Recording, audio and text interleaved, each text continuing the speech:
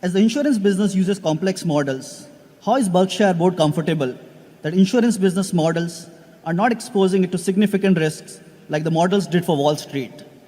Also, if it is not confidential, is there concentration of risk? That is, what are those few events which can cause significant loss for insurance businesses? I'm not sure I got all of that, but we run significant risks from earthquakes.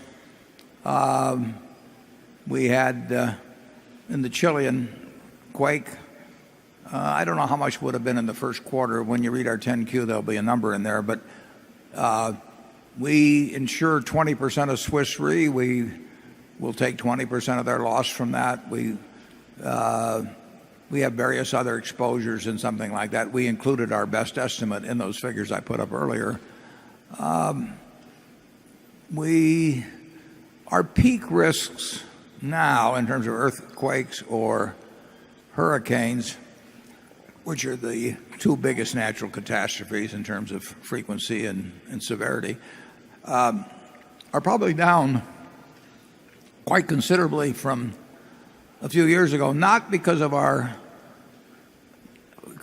any diminished appetite for risk, but we just haven't felt that the rates were that attractive in those areas. But if we thought the rates were attractive, we're perfectly willing to take on a group of risks where if something very close to worst case happened, we would lose $5 billion or something like that. We lost $3 billion plus in Katrina.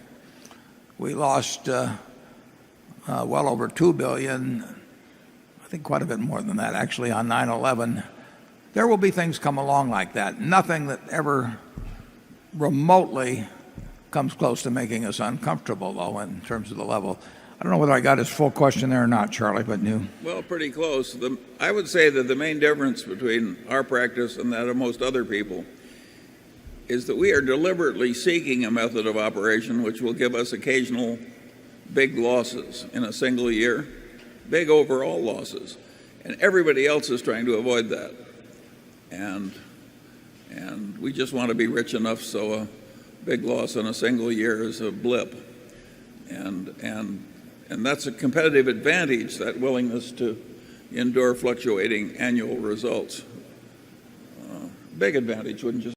It's a huge advantage. It's a huge advantage, and it's one that no one else is going to pick up on. I mean, they know what we do, they just don't want to do it, or they're unable to do it in terms of financial resources. So I would say that comes very close to a permanent and substantial advantage at Berkshire.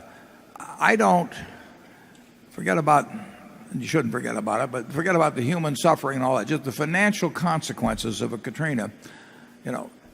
When we lose $3 billion in that, I don't feel any different the next day than I felt the day before, and financially. I mean, it just doesn't make any difference because we are in that particular game, and as long as we make the right decisions over time in terms of the premiums we get, and as long as we never expose ourselves to a loss that would really shake up our capital structure or anything, that is a game in which we have a huge competitive edge, and it gets wider every year. So risk, we are in the business, in insurance, we are in the business of taking the other guy's desire to smooth their earnings and in exchange get what we think are larger, lumpy earnings over time. We like the business. Carol?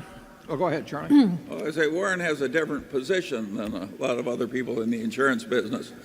After a year in which Berkshire has a big loss, he can look into his shaving mirror and say, your shareholder still loves you. Other people are not in that position. Charlie and I knew a guy from Omaha who 40 or 50 years ago was one of the richest guys in the United States, named Howard Amundsen. And Howard had a fetish about owning 100% of everything that he came in contact with. And so he said, when asked why, he said, I like to look in the mirror and say, all my shareholders love me. And I'm not quite that extreme, but I like to look in the mirror and say, enough of my shareholders love me.